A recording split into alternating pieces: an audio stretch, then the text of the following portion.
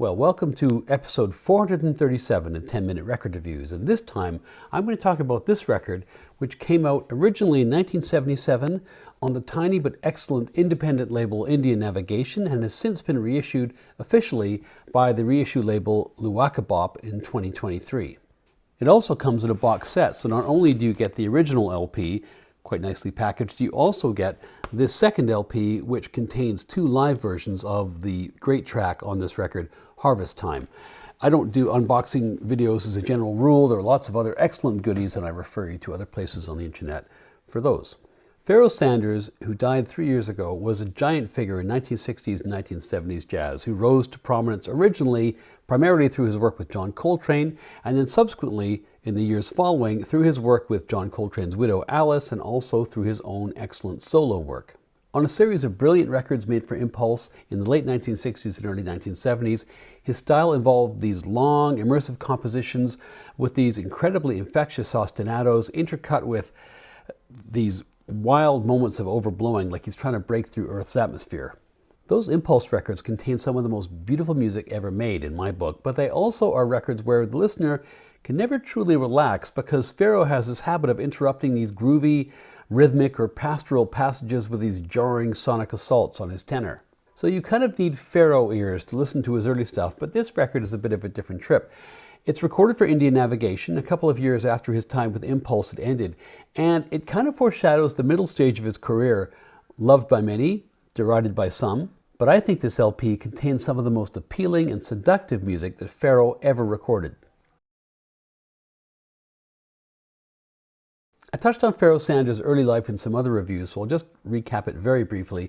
He's born Pharoah Sanders in Arkansas. He moves to California as soon as he possibly can, and then he ends up in New York by 1962, where he meets Sun Ra and is rechristened Pharoah Sanders. He plays with Sun Ra's orchestra, which was not that lucrative, and in this period, 1963-64, he's basically couch surfing in Manhattan. His idol at the time was John Coltrane, and like Coltrane, Sanders is taking his tenor sax on a journey of musical and spiritual exploration. Eventually, sometime in 1963, he tracks Coltrane and his quartet down at the half note, and by 1965, he's a full member of Coltrane's band, the classic quartet having disintegrated in the years after A Love Supreme. The new lineup, with Jimmy Garrison on bass, Rashid Ali on drums, Alice Coltrane on piano, and Pharoah joining Coltrane on sax, plays some wild stuff, with Pharoah sticking with Coltrane as, along with Alice, probably his most devoted disciple. And in Pharoah's time with Coltrane, this meant a lot of passionate, often ear-splitting music. After Coltrane's untimely death in 1967, the next few years were for Sanders probably his artistic and creative peak. He had released one solo record on ESP earlier in 1965, on which he had debuted his overblown screaming style, but it had not made that much impact. In 1967, however, he's signed by Impulse as a solo artist, and he goes on to record 11 records for Impulse between 1967 and 1974, as well as playing a key role on a number of major Alice Coltrane records, including Journey in Satchidananda and Patah the El Daoud. As wonderful as those Alice Coltrane records were, they didn't overshadow Pharoah's own work. His records like Tawheed and Karma are an endlessly rewarding body of work. But as we move into the 1970s, Impulse Records, which had brought us so much great music in the 60s, was changing and not for the better. The producer Bob Thiel had, during the 1960s, been able to keep the suits largely at bay, and his replacement, Ed Michel, did pretty well on that score until about 1972-73. After that point, however, the bean counters had the upper hand, and label brass saw little merit in keeping talented but low-selling artists like Alice Coltrane and Pharoah Sanders on contract. Ed Michel, who had championed their music, departed, and both Alice and Pharoah saw their contracts wind up. Pharoah does a little bit of work with the Strata East label. He also hooks up again with Sun Ra, but he was a little bit in the doldrums and wondering where his music fit with all the changing musical times of the 1970s. And as he was pondering his next move in the mid-1970s, his next offer came out of the blue. Bob Cummins was a jazz fan and a lawyer who had spent much of the late 1960s and early 1970s hanging around jazz clubs in Manhattan digging the music of musicians like Pharoah Sanders. He loved it so much, in fact, that he started his own label, Indian Navigation, because so much of the avant-garde music that he treasured was being abandoned by record labels in the 1970s in favor of more commercial sounds. In the summer of 1976, he makes an offer to Pharoah Sanders to come up to his home-built studio in Nyack, New York, where he lived with his family as well in the same building, to make this record. And it's eventually completed in 2 different sessions, but it almost wasn't because a number of competing assumptions made the first recording session a bit of a disaster. Cummins had built the studio himself, and he didn't think he had the capacity to handle a lot of musicians.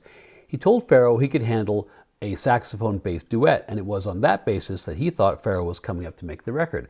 But in the interim, Pharoah had had some different ideas. He wanted to make a record which was much closer to a rock sound because he wanted to sell some LPs and make some money. So when he drives up along the Hudson River and shows up in Nyack in August 1976, he brings several other musicians. The bass player Steve Neal, the organist Jiggs Chase, the drummer Greg Bandy, the percussionist Lawrence Killian, and the guitarist Tuskegee Munoz. And the recording session that August day soon revealed the limitations of Cummins' setup, particularly his ability to mic several different instruments adequately.